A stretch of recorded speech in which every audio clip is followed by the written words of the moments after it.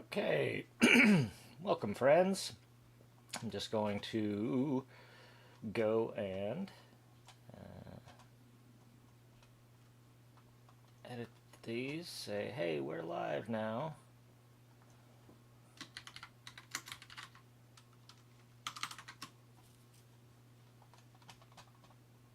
Close out of that now.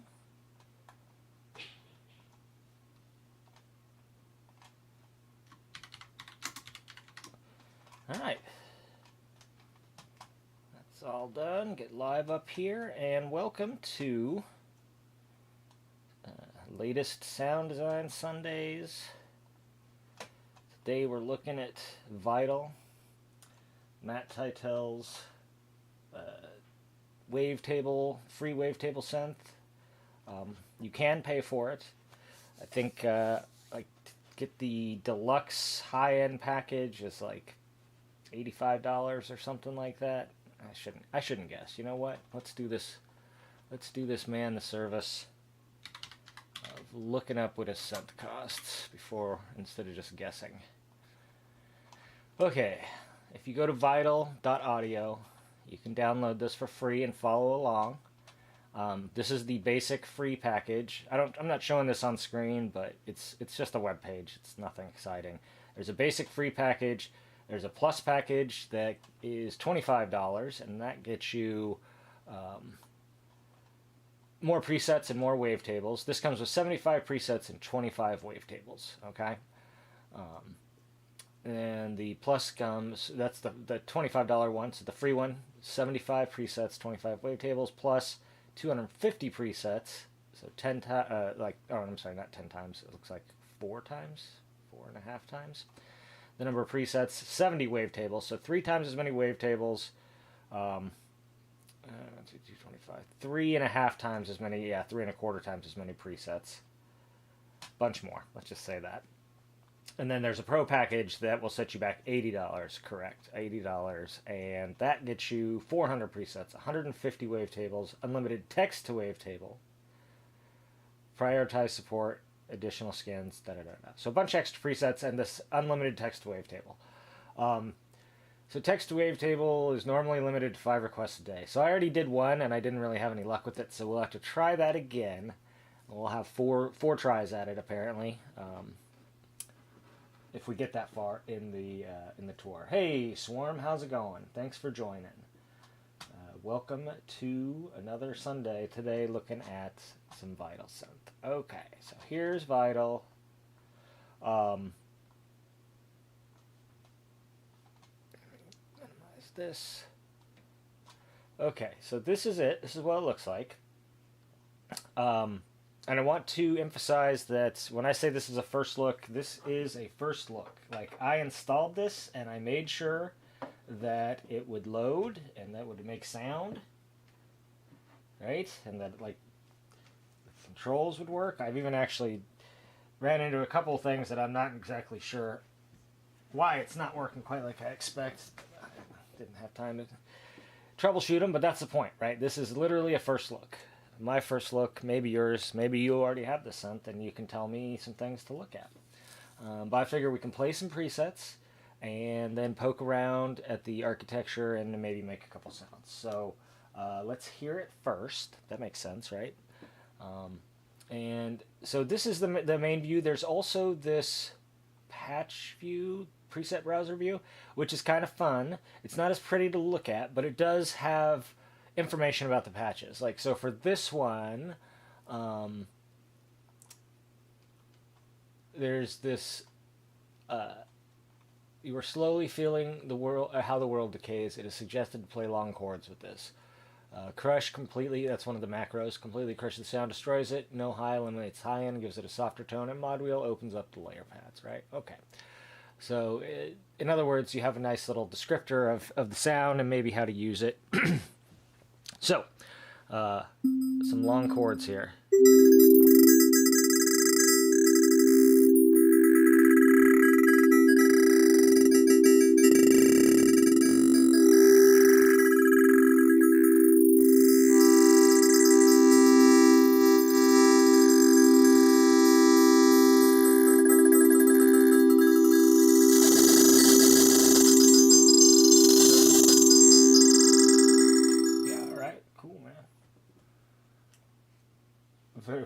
post-rock in its description.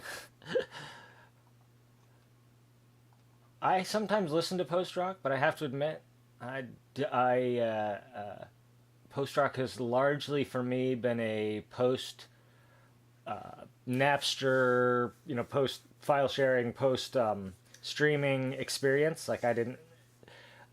What I'm trying to say is most of the post rock I have listened to in my life, I have listened to in the form of files that I downloaded from somewhere, either legally or less legally, and so I didn't really ever have liner notes, and so a lot of post rock to me is more abstract. I don't know. I do know some of them like those really long titles and stuff, which obviously is I'm a lover of long titles myself. Ambient sound makes an exciter and a resonator.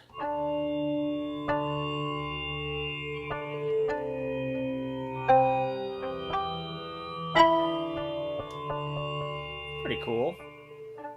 I'm just gonna run through these. We don't wanna spend our whole time.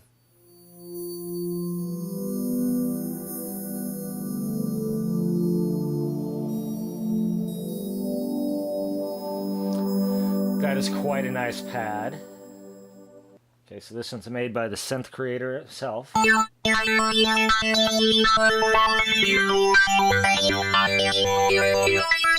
It's got some fun sounds for sure. And if I'm being... Sure, that's a decent analog pad. It's not very exciting. No offense in the mix who created this pad. I mean, if you are creating a bunch of presets for a new synth that's coming out, obviously this is the basic preset pack, so this is going to be aimed probably at people who are, at least in some cases, newer. Makes sense to have a lot of some proportion, at least, of very basic patches. Like this is a very basic analog pad. It's like something you might do on a Juno. Maybe lacks some of the life that a Juno might have. Yeah, that sound was definitely pretty post rocky. Here's like a wub bass. Here's a wub.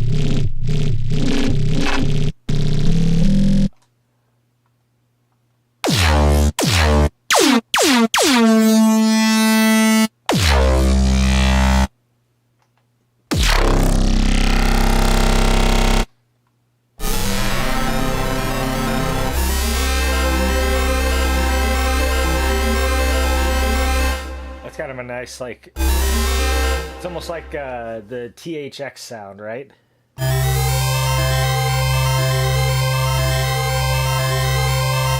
like that one. Maybe I should favorite some of these that I do like. I liked that pad. I thought that was interesting. Okay.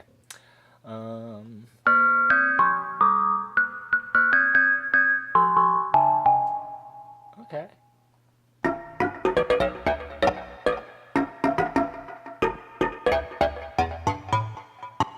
You know what? Let's just explore these on our own. We don't need this. Let's look at this pretty synthesizer.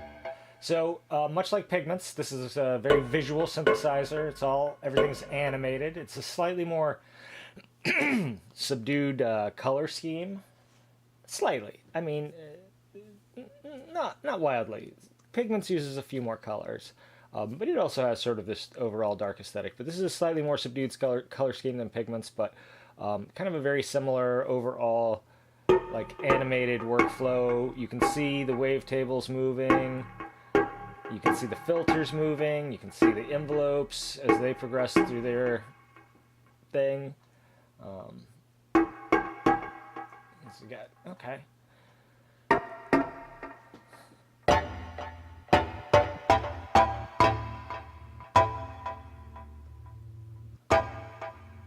Interesting. Very clanky up front, and then did we skip one there? No. And I'm not sure why these all have asterisks on them.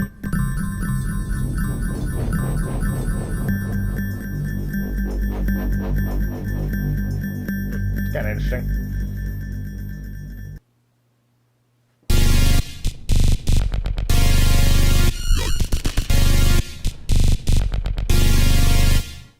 Fun.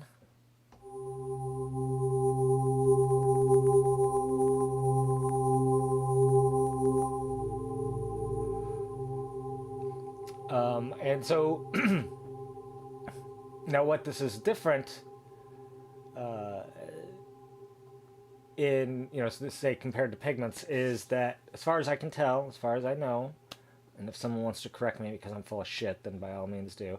There are no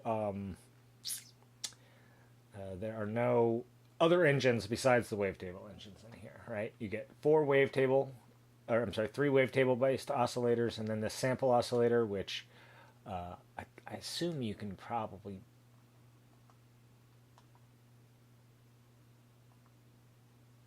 you can use a sample on some level. Looks like there's some pretty basic tools for it here, but certainly in terms of variety, it does not have the same variety of engines and whatnot that, say, Pigments or the new Serum does.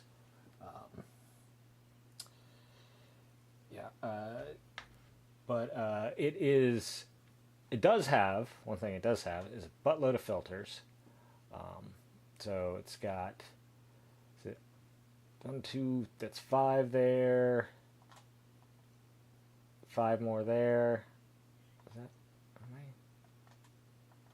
Yeah, okay. So it's basically the same five variations, 1, 2, 3, 4, 5 variations of each of these. So that's 15 different filters. Or depending on how you want to look at it, maybe this is 1, 2, 3, 4, 5, 6, 7. There's 8 filters total, and then multiple variations of each filter. Just however you want to count it, right? But there's 5 variations of the ladder, 5 of the digital. So analog, I'm guessing that's probably like a SEM style filter, or maybe a MS-20 or Matrix style filter. Okay, the dirty is probably some kind of MS-20 style filter. This is probably an SEM style or something like that. Ladder is going to be your Moog style filter, Moog style filter. Digital is going to be a digital filter. The diode filter, what's the deal? I can't remember what the deal with the diode filter is. That's another, anyway, it's another variation. Some formants, combs, 5, 6 comb filters, and a couple of phaser filters. Okay. So, there's some variety in there.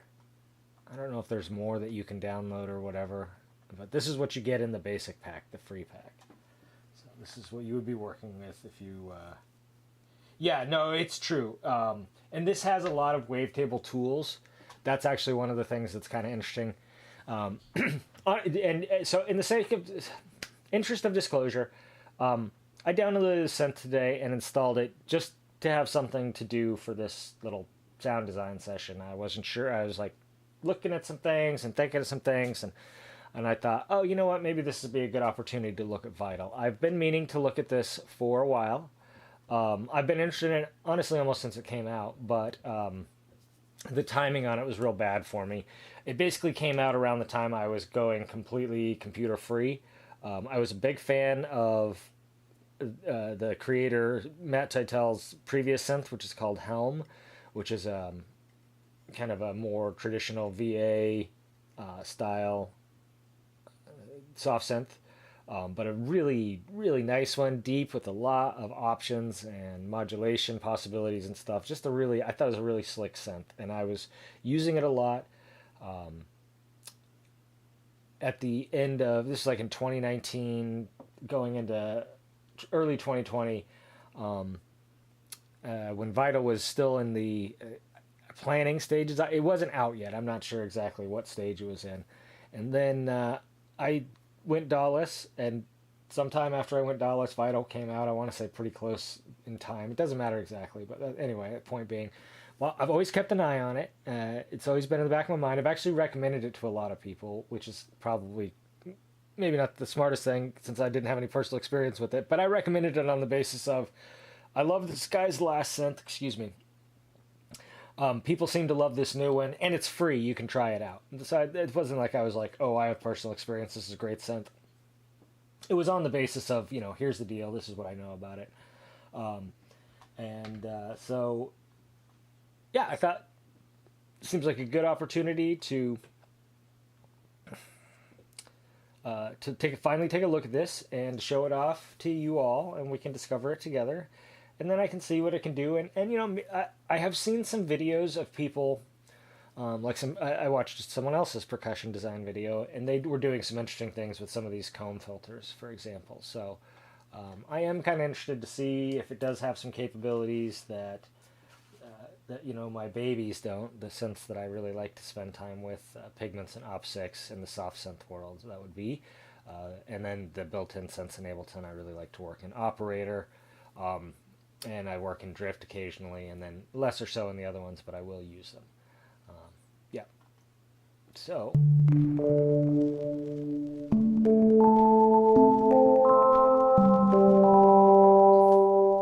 Not very pretty. Some nice grit to it. That's vinyl, or this sample oscillator being mixed in.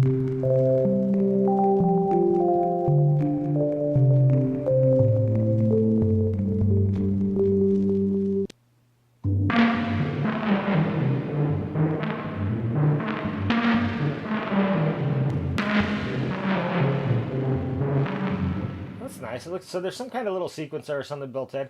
I mean, something like this. I feel like you're halfway to a song right there. Like, I mean, not literally, but it's very inspirational. It certainly suggests like a whole mood and takes care of some of your, your riff or sequence, main riff or sequence for your, with what's built in here.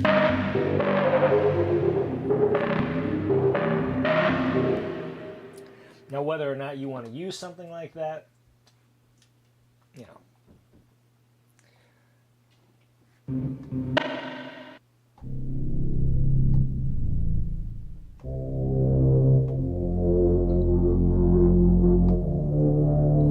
a nice, like, muted brass sound. Just a really solid synth sound, honestly.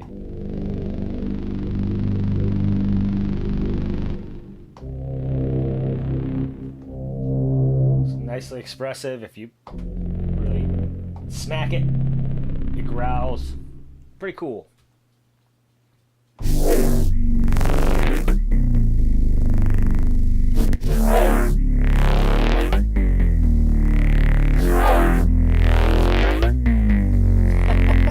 That's pretty interesting.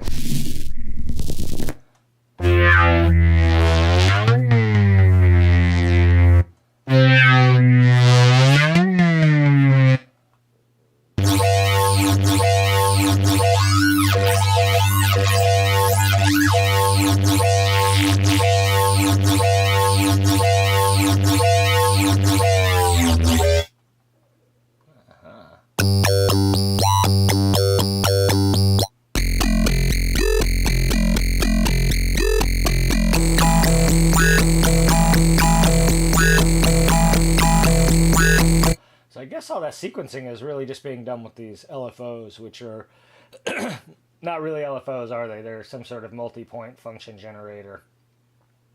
So that's pretty cool. Which is not to say they're not LFOs.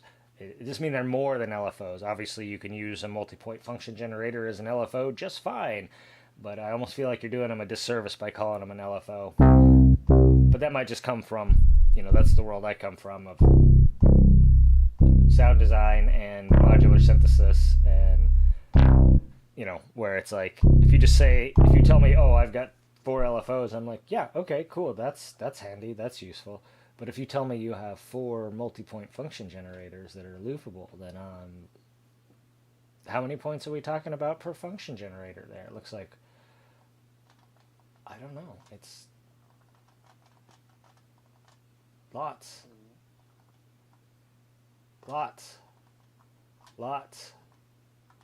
Lots of points.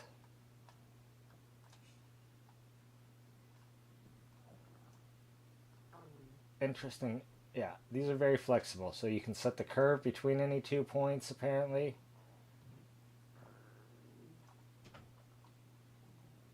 It's good stuff. Sorry, my stomach's making some weird noises, so if you're picking up any weird noises on the microphone, it's just digestive trauma, I assure you.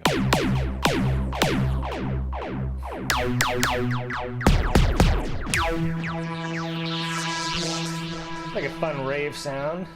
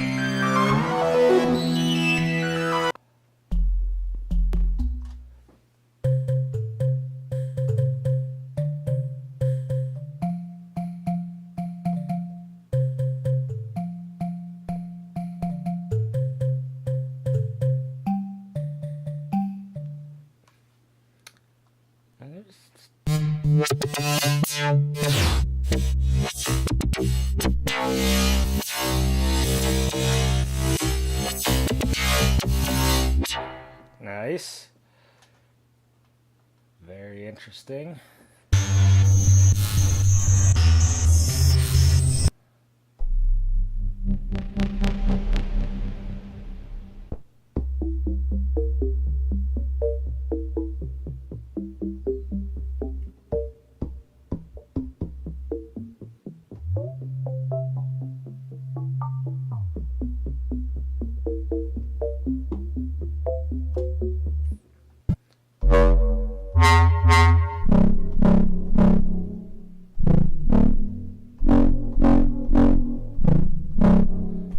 Right, yeah, there's a couple of these in here.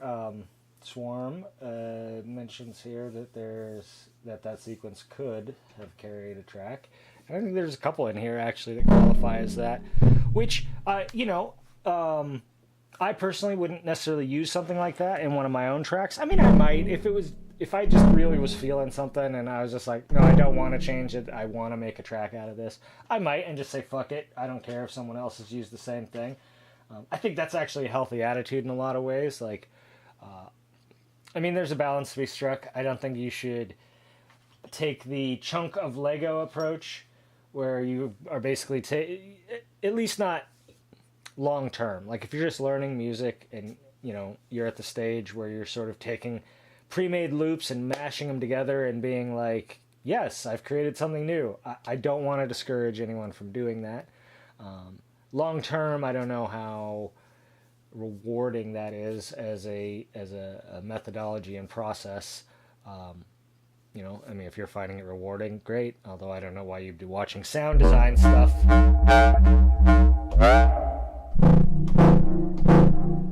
It's pretty nice. It definitely does some nice growl basses. Anyway, I don't know why you'd be watching sound design stuff if that was your vibe.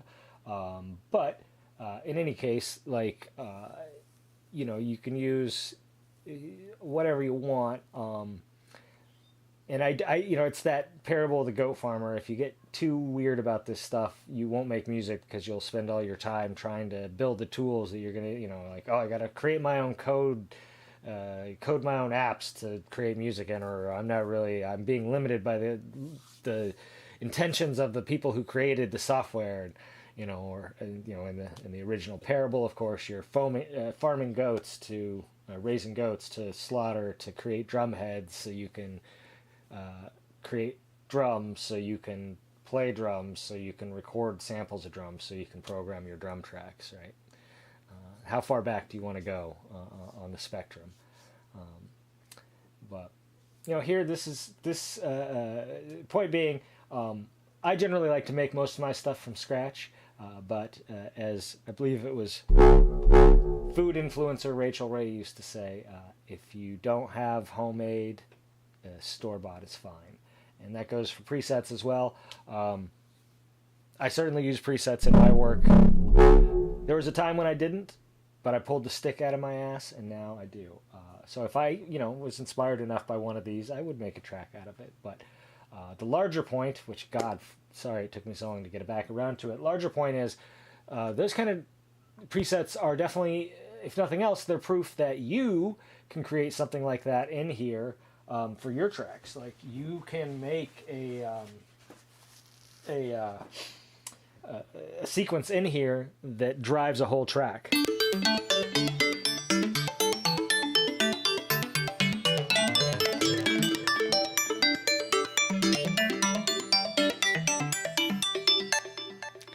See, there you go.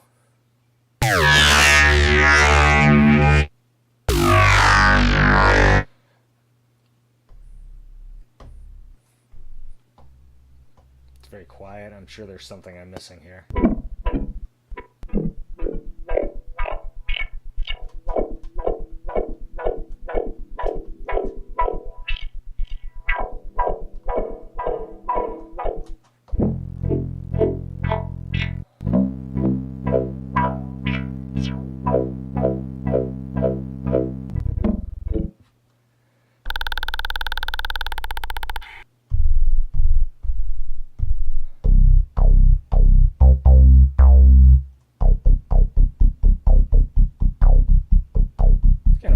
classic synth bass there.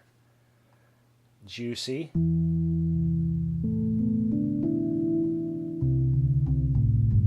That's pretty nice. So this is the kind of preset I might use. I find that I, not never, but rarely use the more ornate wild ones. Like if I'm going to use something like that, I do typically prefer to make it myself. But this is the kind of sound that I'd be in an orchestrating or arrangement phase of production, for example.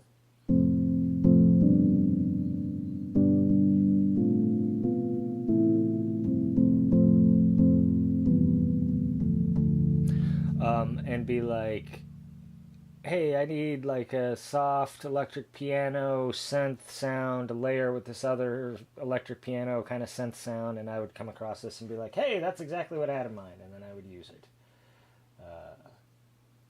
Yeah, right, Pet Shop Boys.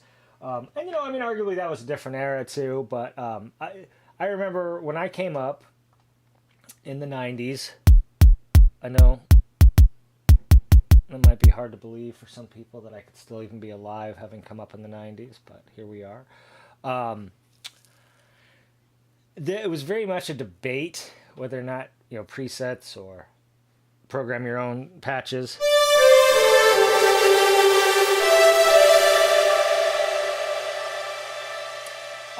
And I think it's funny because it's one of those things that's really only a debate. Even back then, there's regular people who are just kind of doing what they're doing and aren't even aware that there's any discourse about it. And then there's the people who are having the discourse who are sort of like, you know, driving all this discussion and angst in people, and when the vast majority of people are just doing what they do.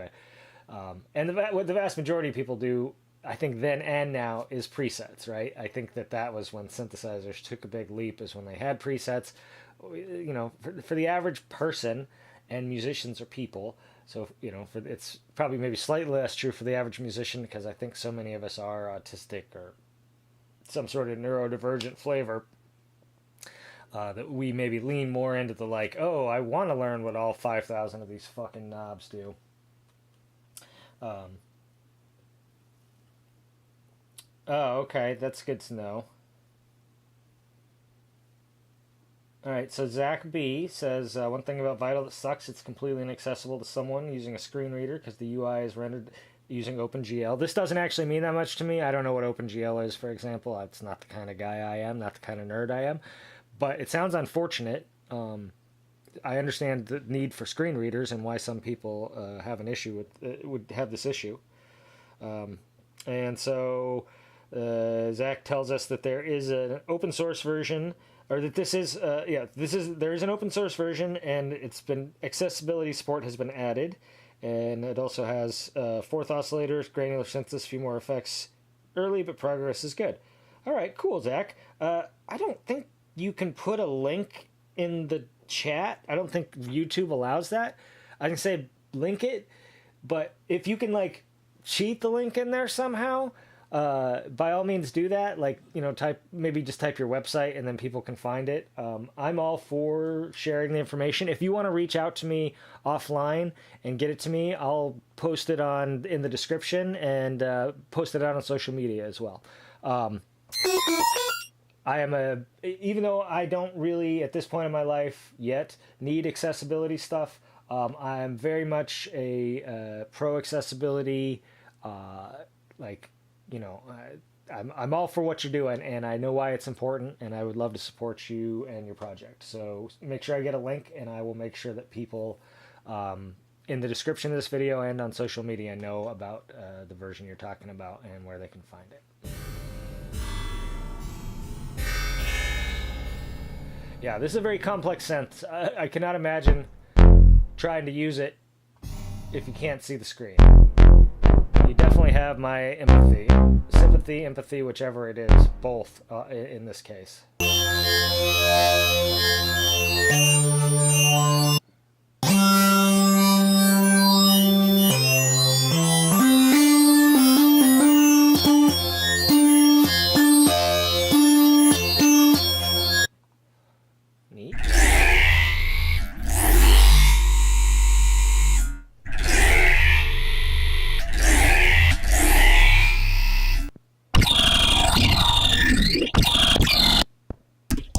So I'm going to try, even though I'm jamming a little now, I thought it might be good to try and get through all the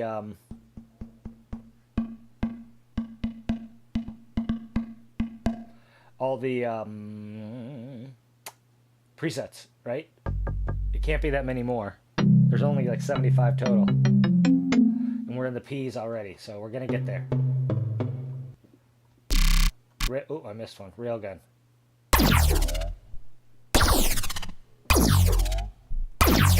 That's fun.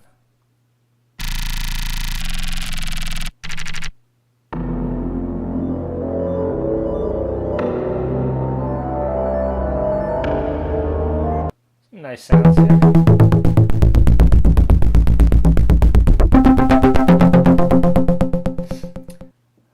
Yeah, back to the preset discussion. So, right, when I was there's a lot of discussion then. I think mostly people have always just used presets. I think some people now look at a VST or even a hardware synthesizer as just a box of presets. And they'll never touch the controls other than maybe like, then, oh, this is a little brighter than I would like. I'll turn the filter down. Which a lot of times is even broken out onto a macro, so they don't even have to get into the controls. But I mean, I definitely think a lot of people that use Omnisphere, for example, it's just a preset box. They don't. I actually remember talking to a guy who used the first person that introduced me to Omnisphere. Actually, he didn't even realize that there was synthesis stuff that he could access. He was just using the preset browser and browsing the presets. Like, it's all he ever needed to do. And I think a lot of people are like that. They're just like, oh, what, you can change these sounds? Like, I knew you could add more. I didn't know you could change them. Or hell, sometimes even I didn't even know you could add more. So it is silly. I guess what I'm saying is, I think it's very silly to argue about whether you should or shouldn't use presets. It's really a matter of what you want to do, because people do. It's just a matter of what you want to do, what you're trying to accomplish, I create most of my own sounds because I enjoy creating sounds. It's simple as that. I obviously think it's okay to use presets, or I wouldn't share the sounds that I create. It would be pretty hypocritical to be like, hey, don't use presets. Here's a bunch of presets I created, right?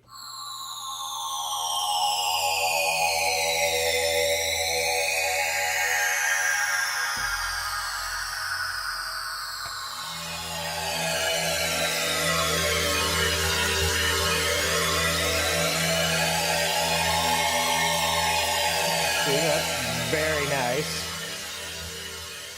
All right, we're almost at the end here.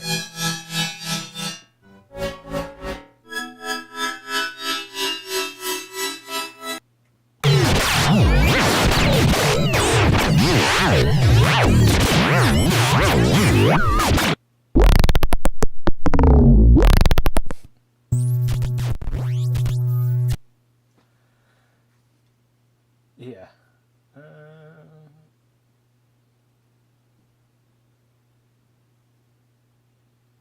Yeah, right. I mean, I am not a gatekeeper. I think especially when it comes to creating things, if you're creating things and you're enjoying the process of creation, I don't really care how you're creating it.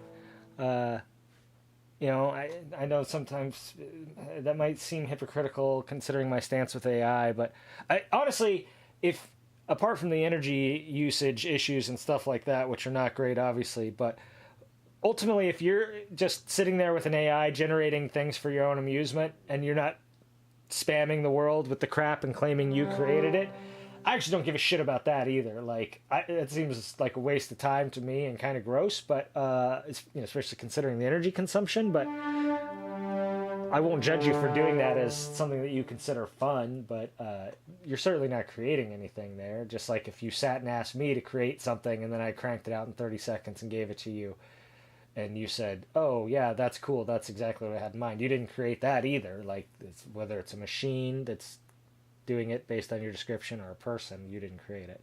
So that's why I don't consider that creation. But any other thing, even if it's something as simple as like going to Splice and downloading a construction set and rearranging, I mean, that's closer to remixing than composition, but I'm not going to get down on you for calling it, I guess I might gently correct someone just because that's the kind of person I am. Whew, that's a heavy pluck. Like super heavy pluck. Oh, I like that.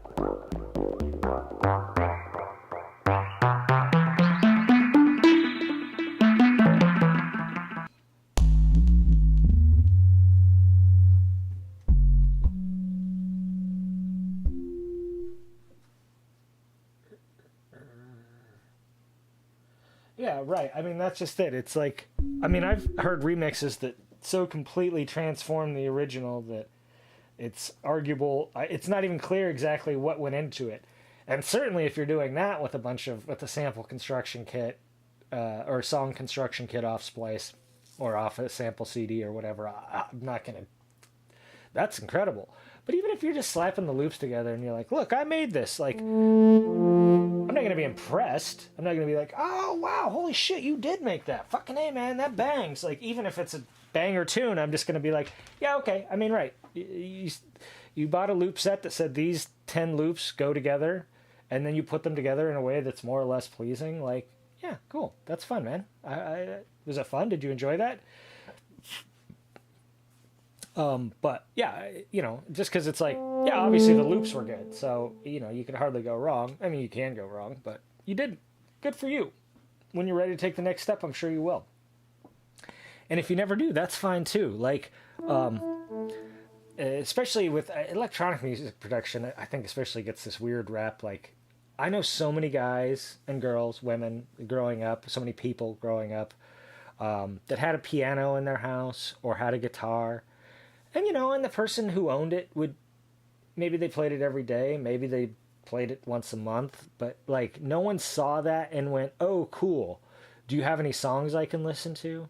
Have you released any tracks? They just accepted that this person likes to play music sometime, and electronic music, we don't always. Text to wavetable, text to wavetable, text to wavetable, text to wavetable, text to wavetable. That's kind of funny. So there's a text to wavetable template, and that's apparently lets you make wavetables out of text, a little voice synth. Ooh, that's.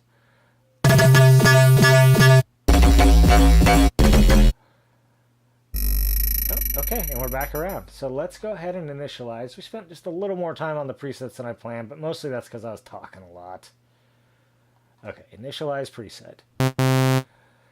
Okay, let's do a quick tour of the thing. You got 3 oscillators, this noise/sample oscillator here, 2 filters, and 3 envelopes, 4 LFOs.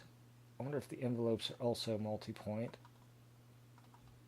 No, I think they're just DAH. Okay, so they're delay. So you can put a delay, right? Attack. Hold. So that adds a hold stage before it starts to decay. Decay. Sustain. Release. So it's a DAH. This is about as complex as envelopes get without being either multi-stage or straight-up function generators. So pretty good envelopes, 3 of them. Looks like they're all the same functionality. The LFOs, what is this? I don't know what this is. This is, oh, interesting. I see. So this lets you do quick design stuff. What is this? X grid, Y grid. Okay. So I guess we can, we can add more lines in the X grid and more on the Y axis as well. Wow, what an incredibly powerful. This, I would argue, is maybe one of the real strengths of this. And there's just a shit ton of them. Yeah, look at that. Looks like there's 2, 3, 4, 5, 6, 7, 8, 9, 10, 11, 12, 13, 14, 15. So you got 15 preset shapes for your oscillators. Plus you can, yeah, that's your 15. Looks like I'm sure you can import more there, create some, save some. Who knows what all. Can I save some? Can I save these? Interesting. We'll figure it out. You probably can. Maybe I need a better version. Okay, you got 2 randoms with multiple different options. Lorenz attractors are fun. I love Lorenz attractors.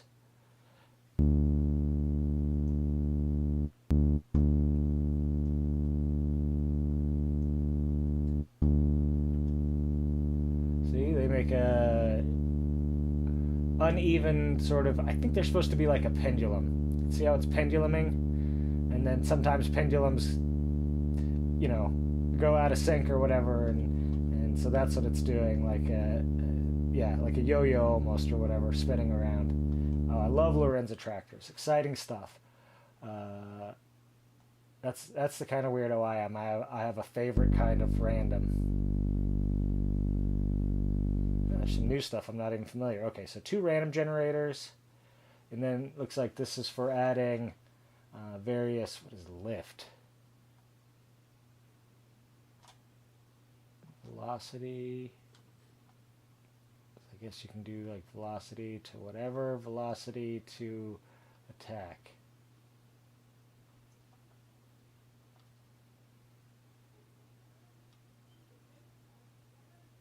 Alright, and then you can clear this. Yep. Cool. So pressure, I know what pressure, I'm not sure what lift is. Octave note, random, I think I understand that. Stereo, I'm not sure. Oof, hold on. So many messages.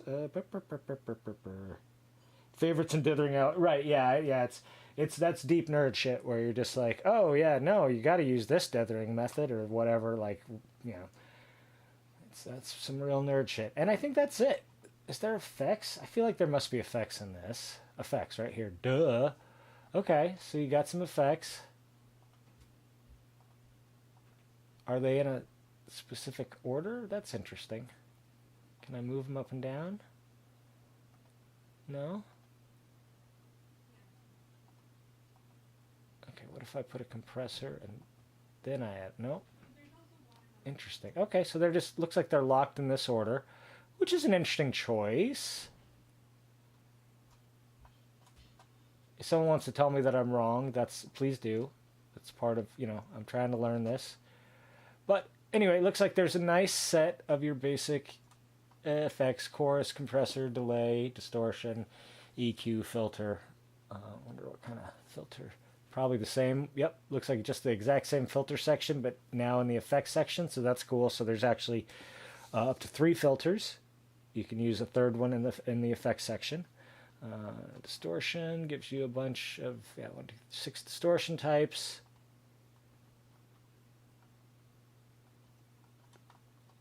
Can you add another one? Oh, you can move them up and down. Ha ha ha. Okay, all right. Can you duplicate them? So that moves it up and down. So this does. Okay.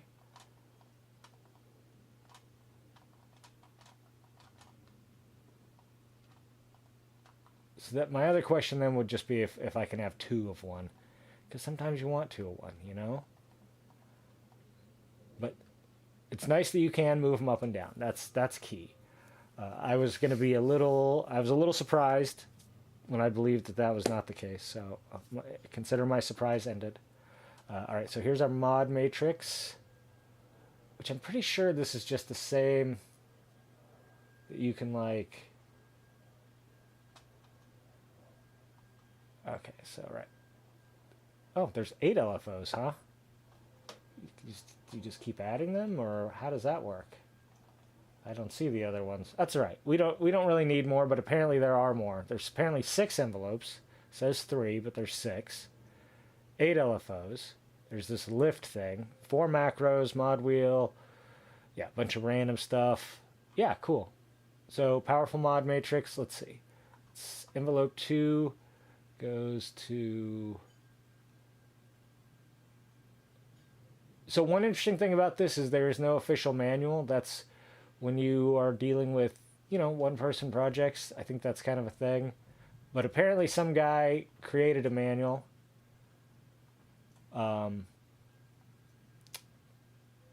So you can...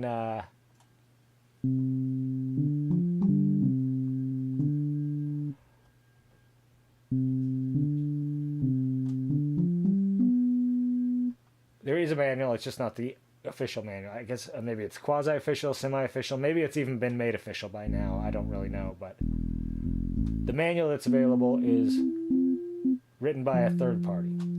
Let's just say that. And then here's the advanced. Oof, okay. And maybe we will just leave it right now at the fact that there are a bunch of advanced options. It looks like you can do... Right, you can see your waveforms, see the spectrum of them. You can change note priority and change tunings, tune it up and down. A lot of options here.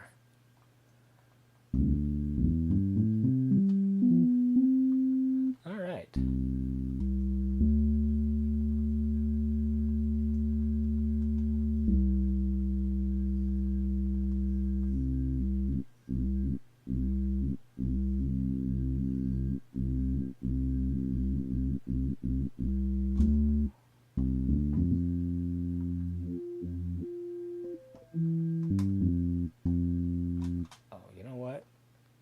We want both these filters on. Maybe we don't want any of them on just yet.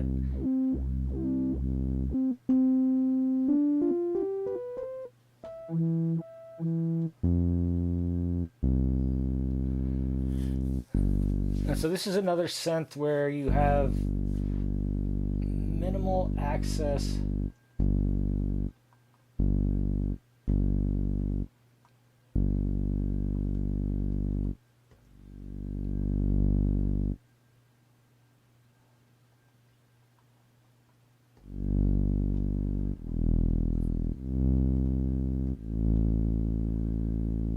to the amp stage, right? I don't even see it represented on here. Clearly this first envelope is hardwired to it. 3 graces. What? Okay, well that's...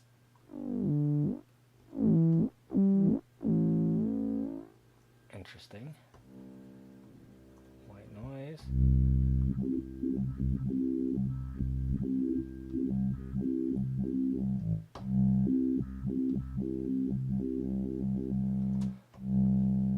Alright, so what if we...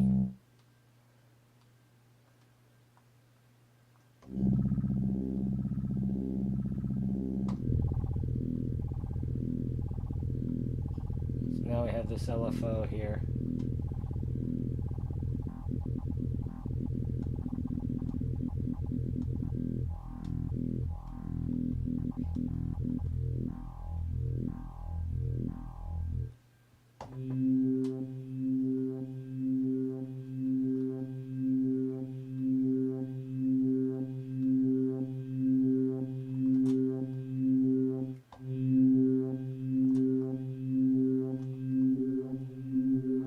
Unison.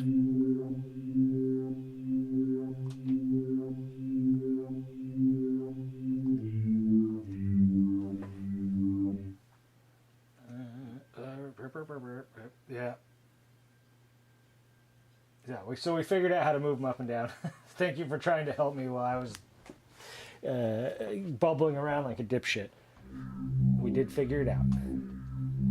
You figured it out before I did, it looks like.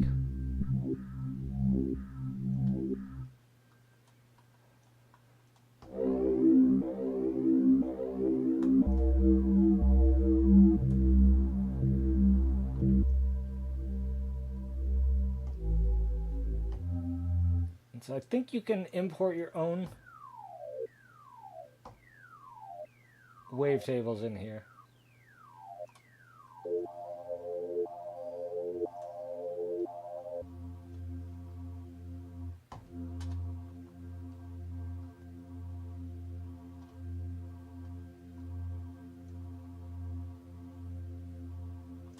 Looks like this is unipolar. I wonder if we can make it bipolar.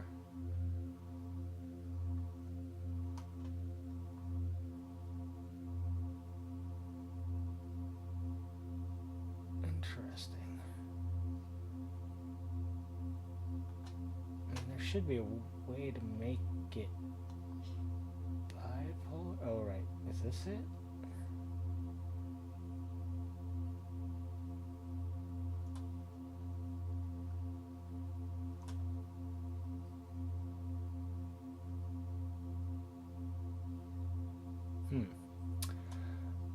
Well, I bet there is a way to do that.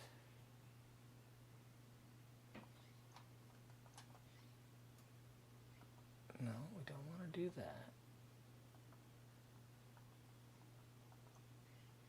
I don't know.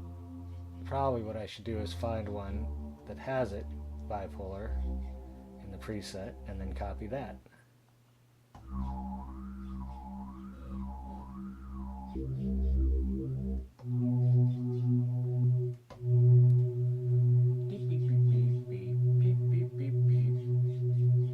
Yeah, no, I appreciate the help, man. It's I'm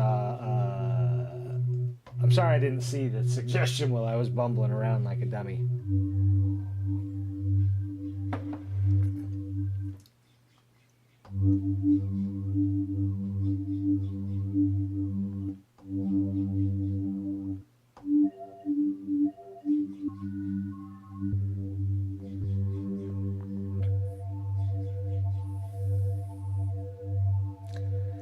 Kind of nice.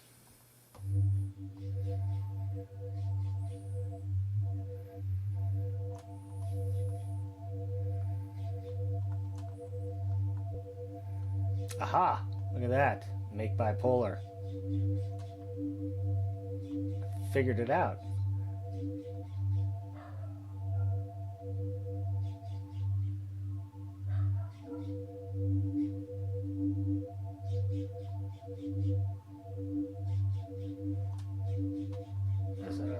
Left click there. Interesting. So obviously the interface is going to take a little bit of getting used to. That's to be expected with any new synthesizer. This is a fairly complex one, so there's a lot to learn.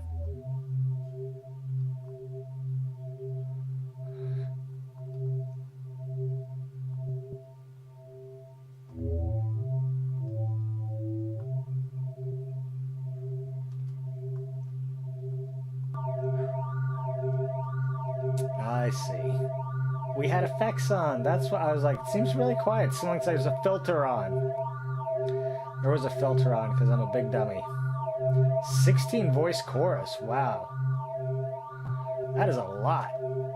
Can I just have like a regular chorus of like 2 voices? It's kind of neat though. I mean, right? Like go crazy.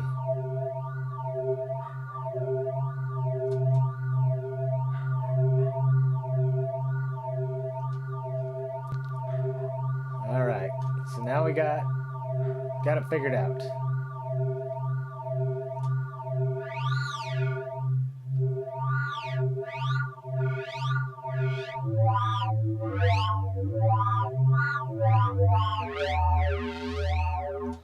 Okay.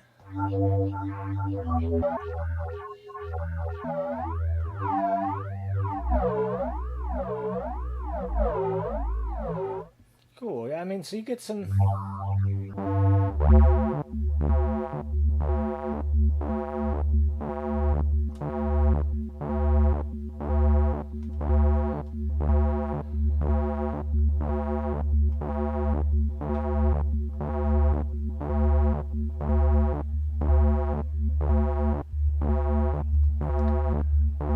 So I guess this is a way to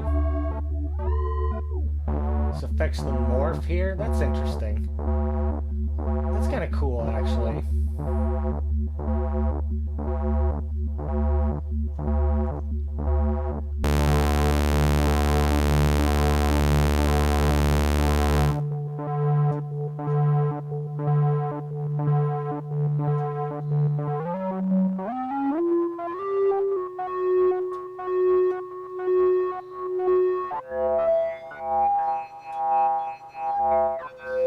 Okay. So there's some FM from oscillator 2.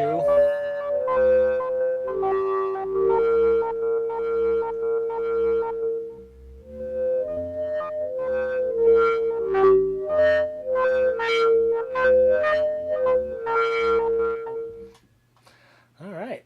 I am sold on this synthesizer as far as it goes. For what it is a, I think, pretty excellent synthesizer. No, I'm not quite wrapping up yet. I just think it's worth. It has been an hour, so for those of you who tap out after an hour, my 1 hour take is that for free, certainly this is, if you were just starting out and you're not happy with the synthesizers that come with your setup, whatever, whether it's a small version of Ableton or a Fruity Loops or whatever it is, and you want another synth to expand your repertoire that is powerful and sounds pretty good. Now, this is not like my final take on it, but my quick take on the sound is that it is generally good to excellent, with some sounds being more excellent. And overall, the one thing I'll say is I'm not immediately blown away by the bass sound. I definitely think this is one that's going to take a little bit of, like, you got to put a little bit of effort into your patches. Some synthesizers you can just turn it on, and although even that, like if we just say, it's, what are we doing here? Do this, turn it on and turn the unison on, and all of a sudden, like,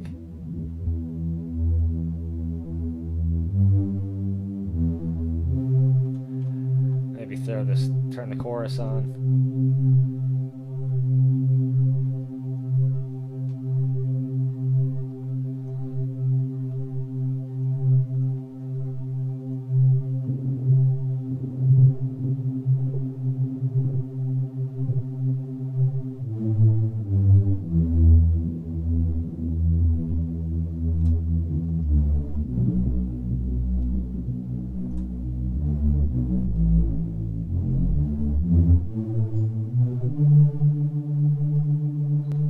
See how the reverb sounds.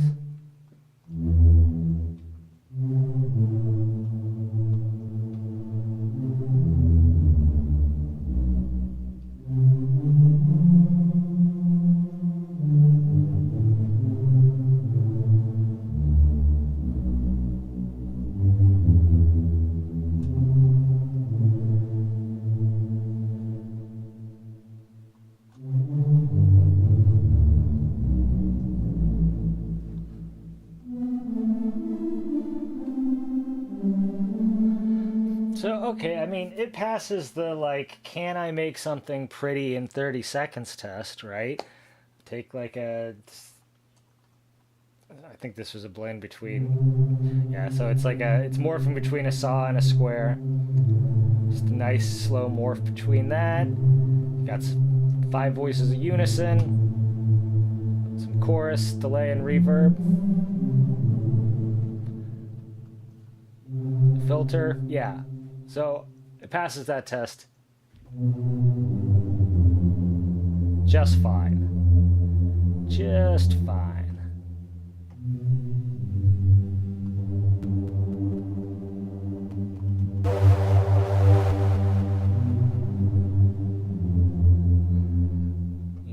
And let's do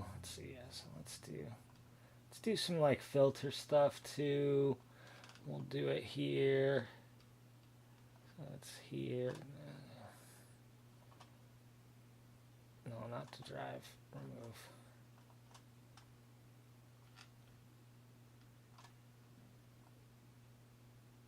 Cut off now? Cut off, okay.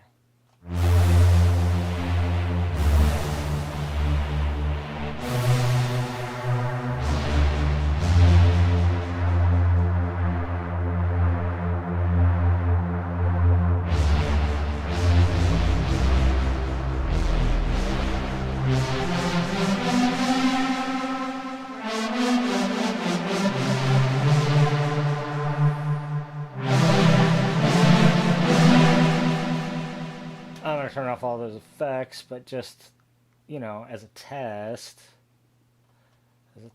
I'd say it passed with flying colors. Maybe let's put some release on this. I mean, effects. Maybe we need to put a compressor on there too, actually.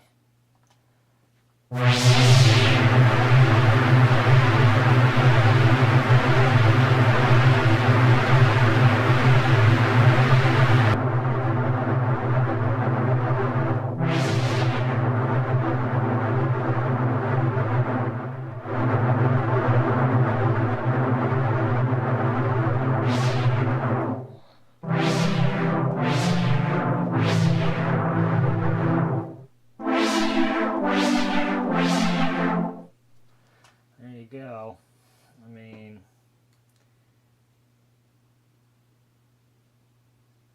yeah, so I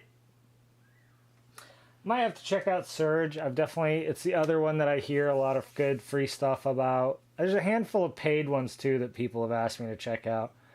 I don't really want to spend money, to be completely honest. If you know someone at any company that you can give me a free copy of a piece of software, I will definitely look at it and do a video like this for it. But you know, other free stuff, I could definitely be convinced to do a Surge video like this. I used to use Surge. I mean, I think I used it once or twice, like back in the day when it was a much different synth than it is today. Again, this is 2019 or so. So now 7 years ago, as crazy as that is to think about. I mean, I guess we should save this.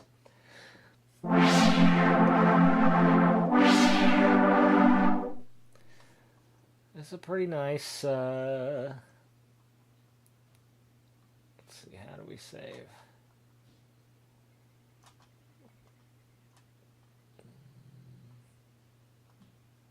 There we go. It's a nice synth.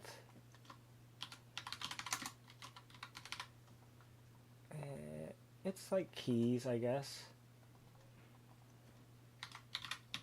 Classic sweepy synth stuff.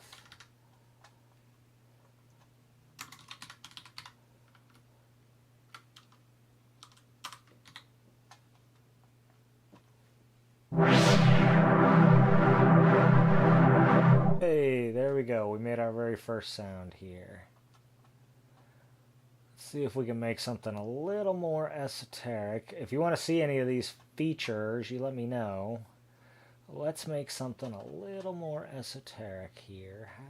Let's see, what is it again? It's here. We're going to get initialize preset. There's definitely some interface stuff to learn here. It's a pretty good interface. It is not hyper intuitive. It's mostly intuitive, but for me at least, there's some things that I'm having to kind of figure out as you're seeing as I go here.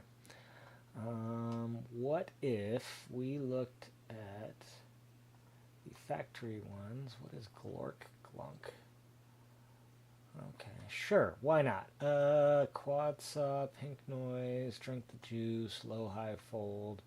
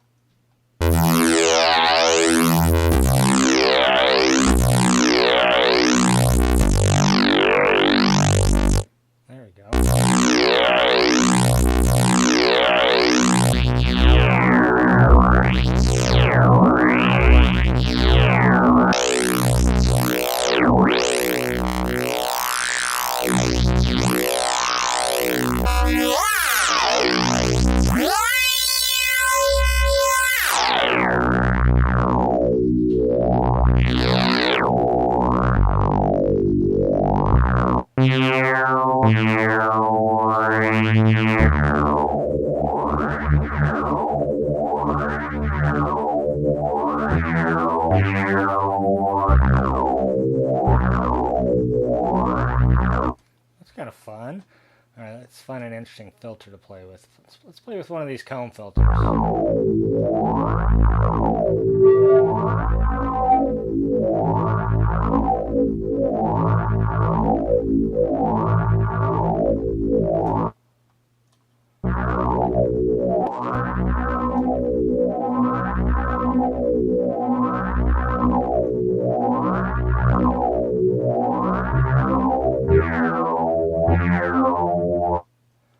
What if that is just mode trigger loop point? Loop hold?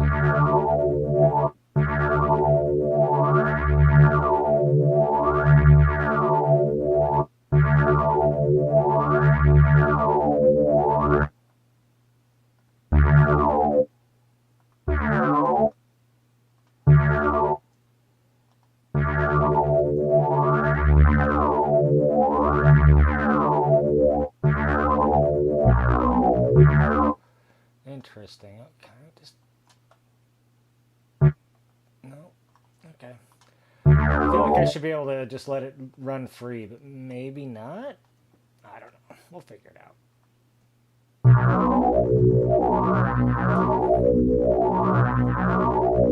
What is this?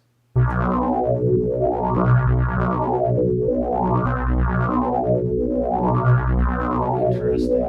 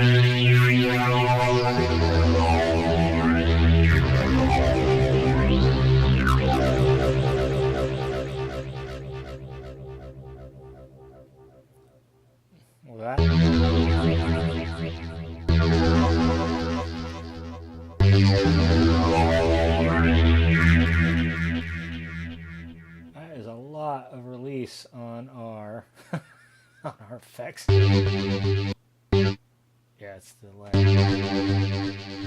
That's a lot of feedback. How much? That's a lot of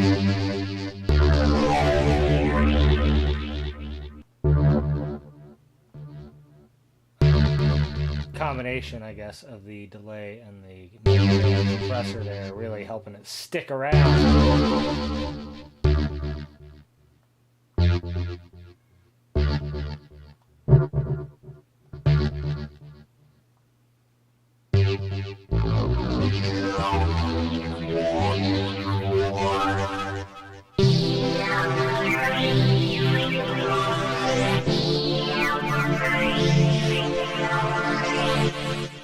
Kind of a nice textured pad there.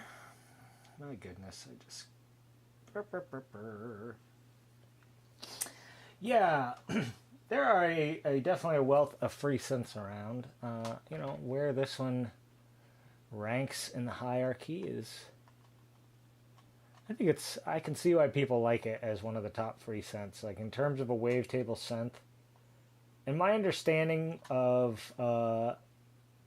I'm not a Serum user, so if what I'm saying is not true, by all means you can tell me that I'm completely mistaken. But I think when this came out, when Serum 1 was out, this was a pretty comparable piece of software to Serum, maybe even beat it in some regards. And I know Serum 2 added a ton of stuff, and it's now, in my mind, you know, on the level of, at least in terms of features offered, not necessarily in terms of anything else, because I haven't used it. I would hesitate to say anything else about it. But in terms of the features on offer, Serum 2 is right up there with Pigments. You know, it's got a similar amount of engines that cover a similar amount of territory.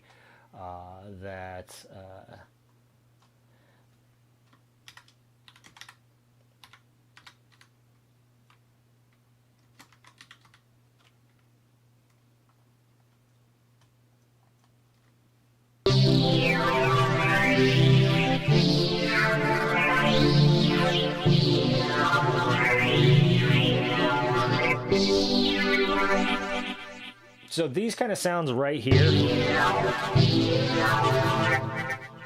I love making them, and I probably make too many of them. That is definitely like one of my favorite kind of sounds to make. They just sound so good.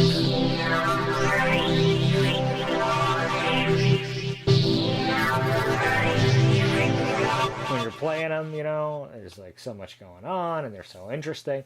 And then sometimes, you know, when you go to use them in a track, there's too much.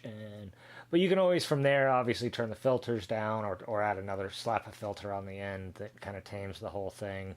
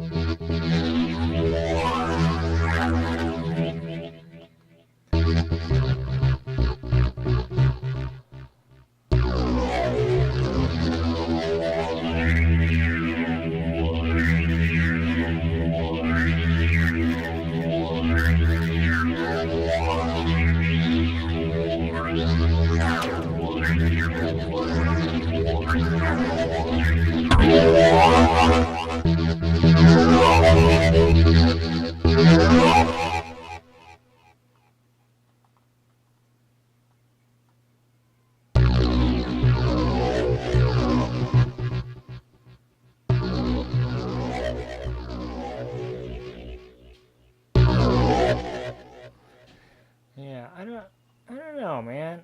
So there's a few things that are definitely confusing me here, like...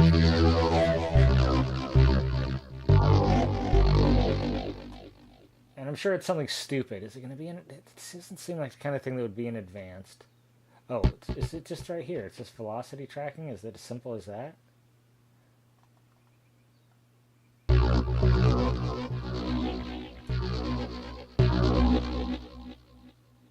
It is. Okay, so to use your sort of basic... I want it to be louder when I hit it harder. That's here, this velocity tracking setting here.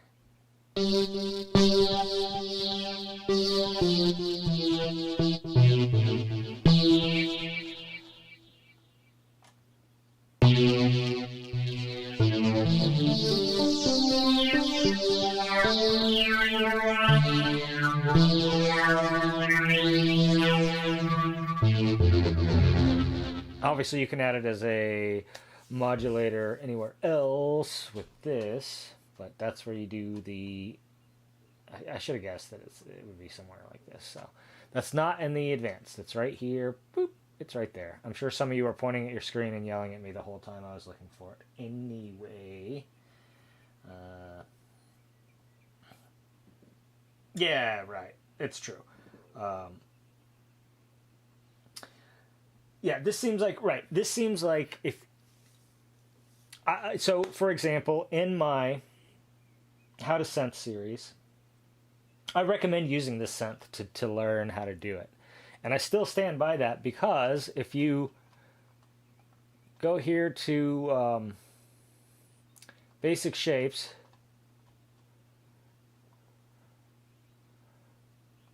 turn it off 3D so we can see what we're doing here.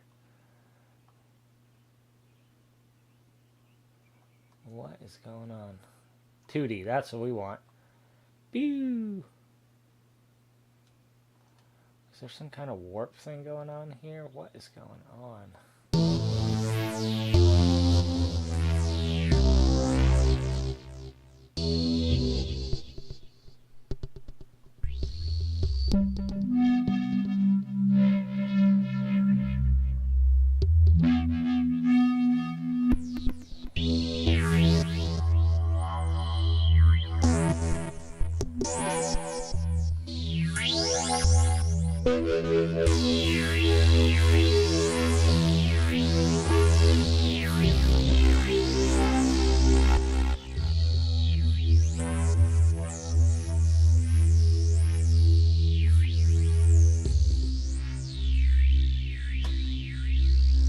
There are many mysteries to figure out on this synthesizer, but...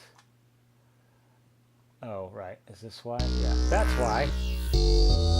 Okay, so I saved my pad. I'm going to go. Let's initialize this, and let's see if we can figure out some of these other things. But yeah, I think that if you... I recommended this in my How to Synth video. Sorry, I keep getting distracted and not finishing my thoughts. I recommended this in my How to Synth series. I still recommend it now that I've actually played with it. I think that if you are using the... You know, like if you want to learn basic synthesis, you can just use this basic shapes. Oops. Factory. Basic shapes thing here, and... You know, close out of this. All right. There's a oops. Gosh darn it.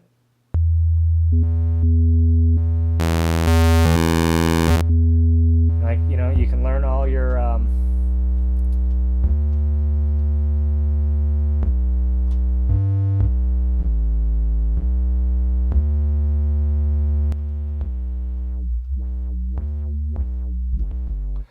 all the lessons for subtractive basics. Everything that is mentioned in there should be findable here. You know, there might be some things that are a little confusing, like how these LFOs work, like making them bipolar, for example. Like, that's going to be confusing, possibly. Like, you might wonder why they're not bipolar. Or you might not even realize they're not bipolar until you're, like, seeing behavior that you don't understand, things like that. So that would be the downside of using this. It's in some ways, you know, there are some powerful options on it that aren't necessarily completely obvious to a first-time user, but yeah, this is a great set of tools. I mean, you could just stick with basic shapes and these analog, you know, filters, and not really need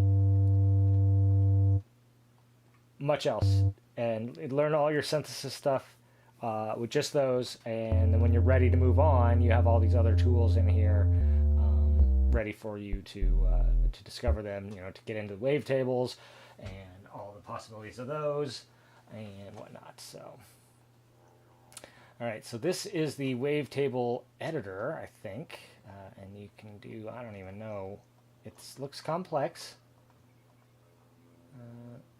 Import wavetable. Well, let's see. I actually have a wavetables folder. Here's a 10 frame wavetable. Let's see. All right.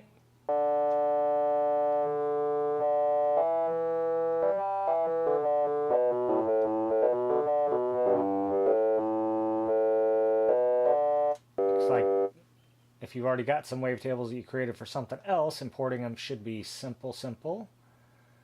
Import wavetable.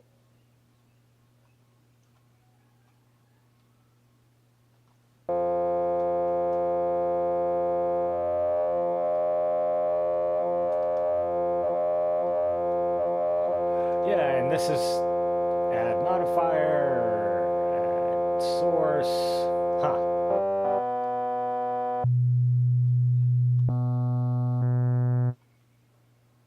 Import wavetables. Let's try a longer one. So this is one I made. What? Why did that not work?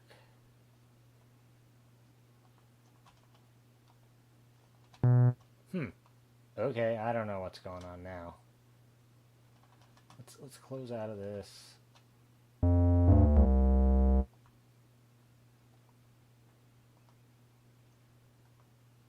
What if I just add folder? Oops. Cancel.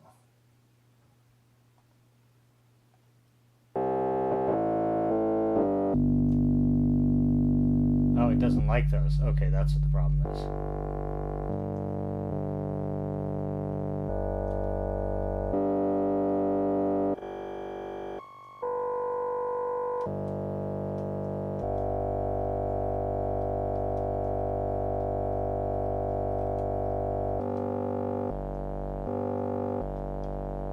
Okay, so it might not like some of your these wavetables are all ones that I created for Pigments.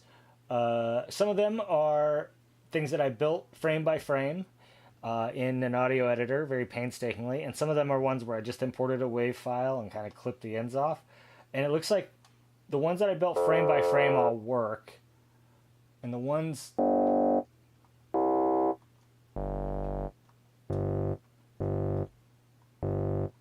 yeah that I just imported the wave file don't work.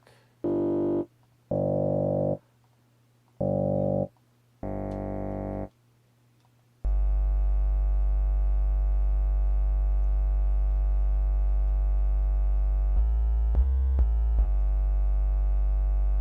I save as a wavetable?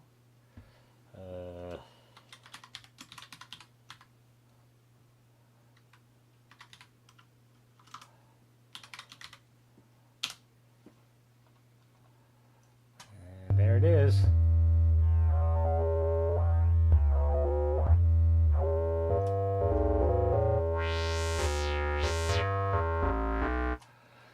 So I don't know exactly what is stopping some of these from loading wavetable wise. It's probably something to explore more, but certainly you can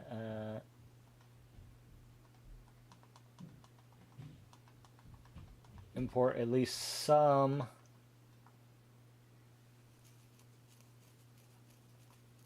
options in here. Yeah, so I don't really know why it doesn't like some of these. Maybe they're too long. I haven't looked at the manual. This is all just me filling it out. And then there is somehow a, where is it? Is it synthesize preset to table? Okay.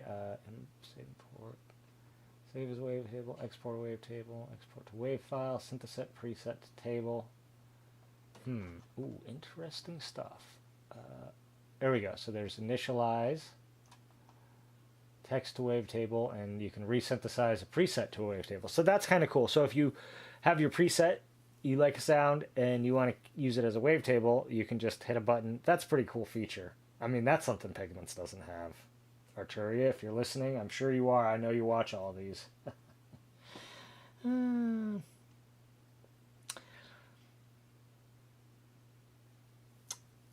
Oh, is a yeah, it.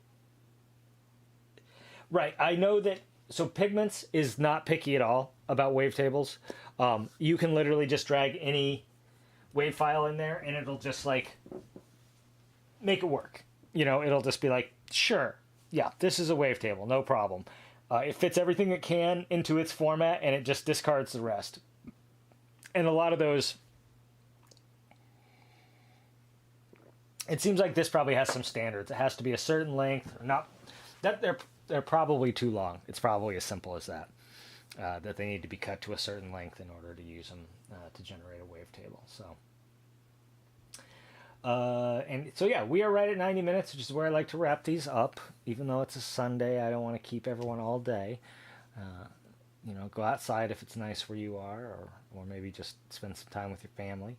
But yeah, so my take is that this is a cool synth. I probably will not.